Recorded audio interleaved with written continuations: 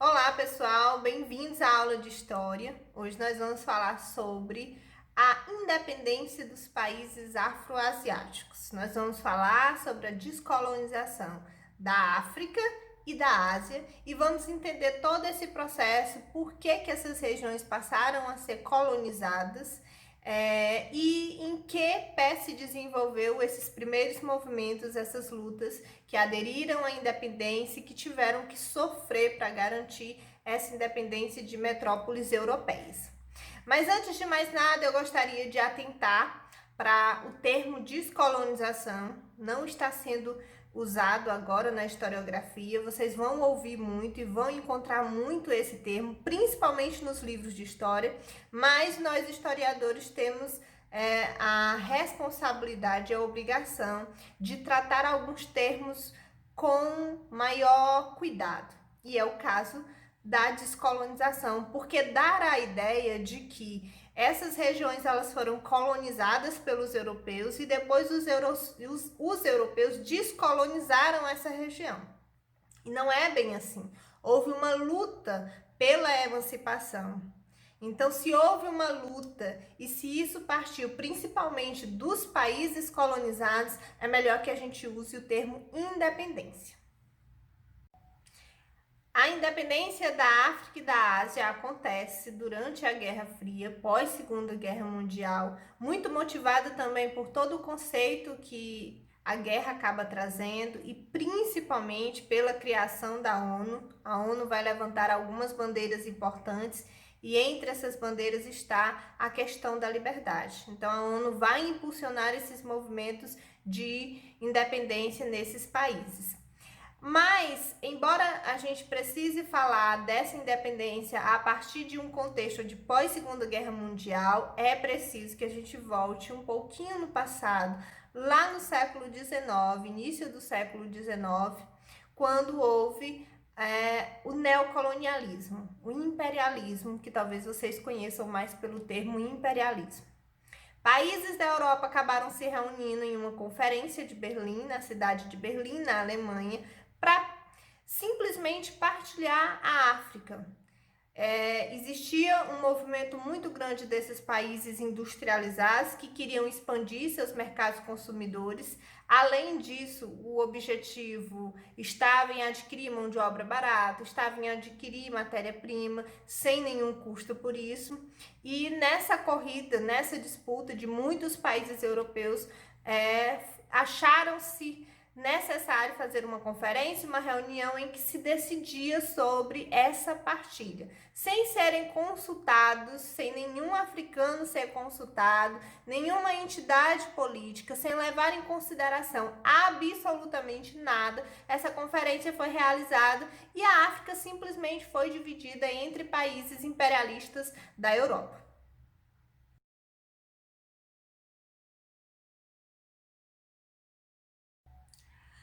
Passado esse período de imperialismo, principalmente no início do século XX, e nós vamos ver aí, final do século XIX, início do século XX, como consequência também desse imperialismo, a Primeira Guerra Mundial, nós temos um outro contexto e uma outra realidade no pós-Segunda Guerra.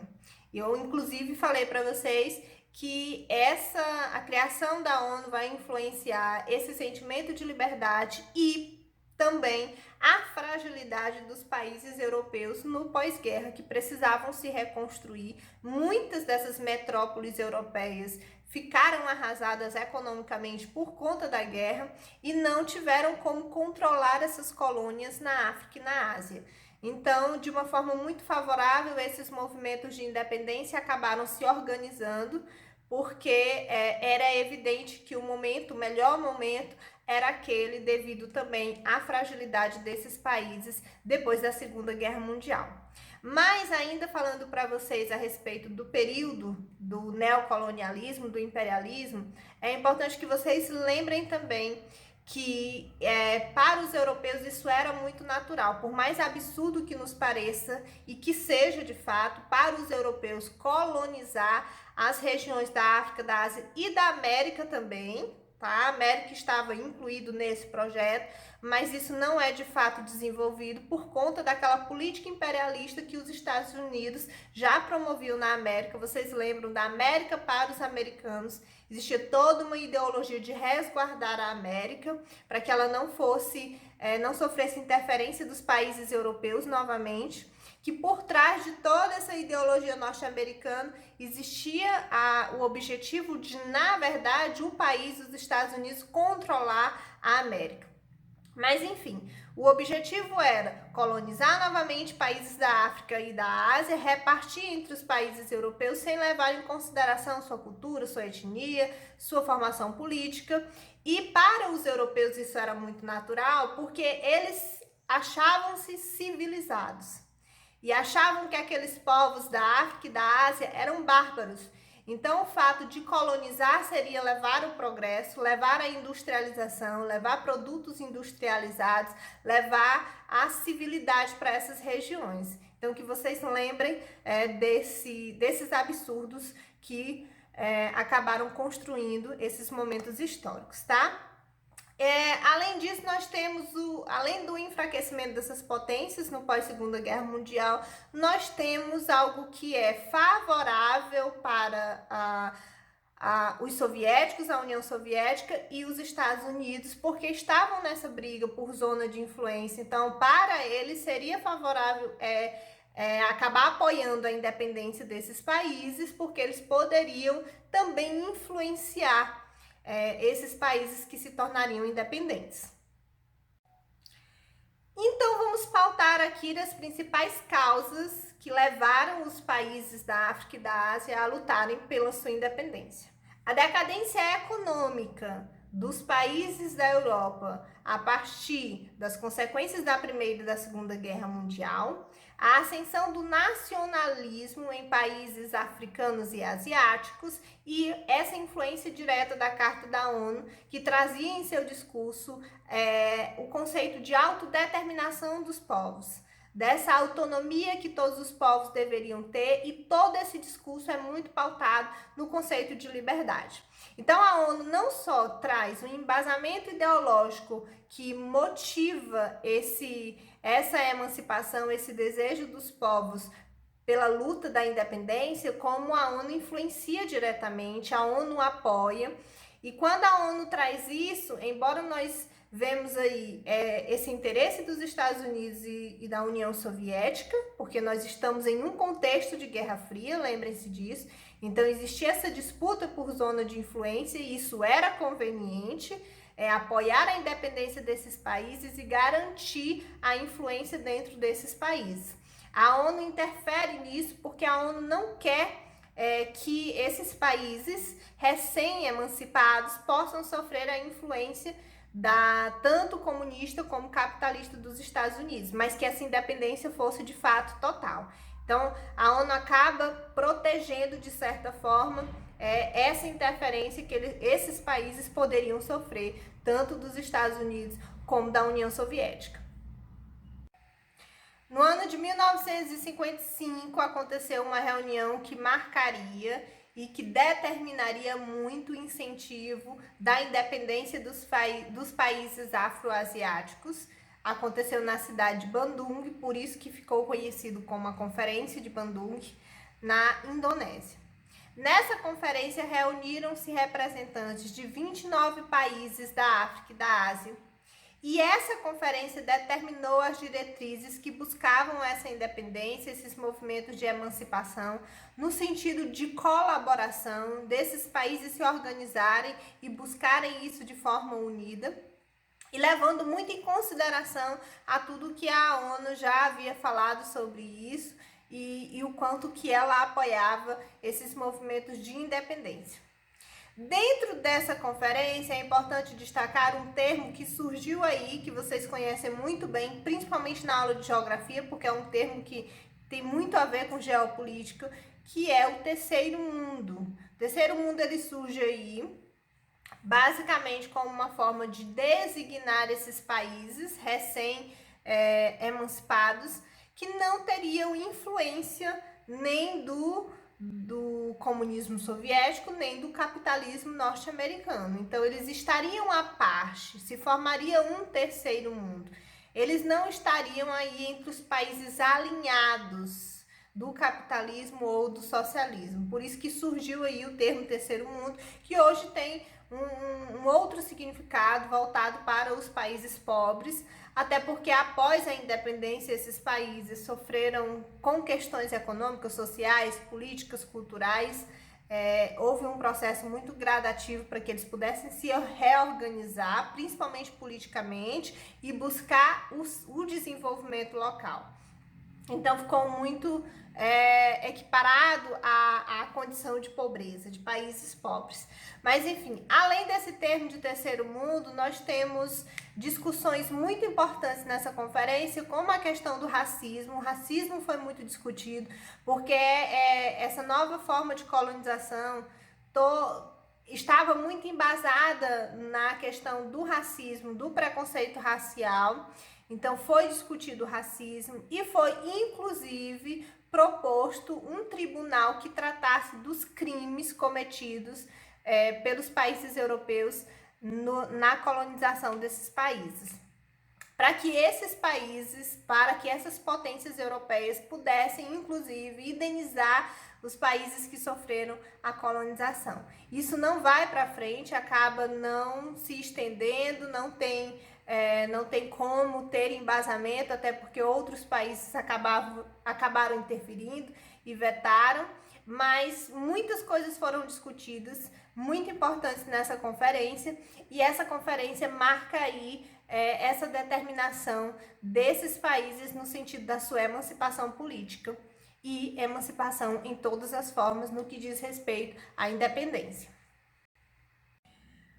Mas, professora, afinal de contas, quais eram os países da Europa que no século XIX, pelo movimento do neocolonialismo, do imperialismo, acabaram colonizando a região da África, países africanos? Muitos. A França, a Inglaterra, a Bélgica, Holanda, Portugal, Espanha, muitos países colonizaram. A Alemanha, inclusive, a Conferência de Berlim é realizada em Berlim, na Alemanha. A Alemanha é um dos últimos países a se unificar, Alemanha e Itália. No entanto, a Alemanha não demora para se industrializar. A Alemanha vive um processo de industrialização rápido e começa, inclusive, a disputar mercados com a Inglaterra, o que gera uma rivalidade. Essa rivalidade vai permanecer e fazer parte da Primeira Guerra Mundial, vocês lembram? Mas essa conferência determinou a divisão, a partilha da África, e a Bélgica fica com a região do Congo, tanto que o Congo era chamado de Congo belga. Mas não é que o Congo pertencia à Bélgica, não. O Congo pertencia ao rei Leopoldo II. Era uma propriedade particular, pessoal de Leopoldo II, e ele fazia dessa região o que ele bem quisesse, o que ele bem entendesse. Embora muito pressionado pela ONU, a emancipação da Bélgica, aliás, do Congo, ela se deu através de uma luta organizada pelos próprios congoleses, que se organizaram muito pelo apoio da ONU e principalmente pela situação miserável em que viviam.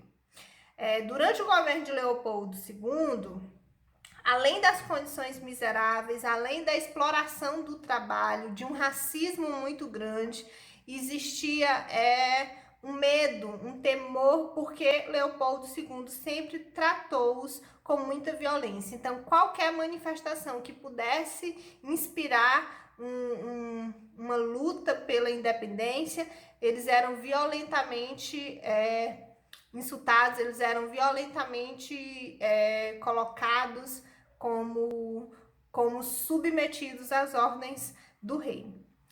E aí nós temos a organização de movimentos que inspirados no que se anseiava na época, no que se discutia, influenciados pelo discurso da ONU e se aproveitando também, é claro, da situação, eles acabaram lutando pela independência e surge aí a República Democrática do Congo no ano de 1960.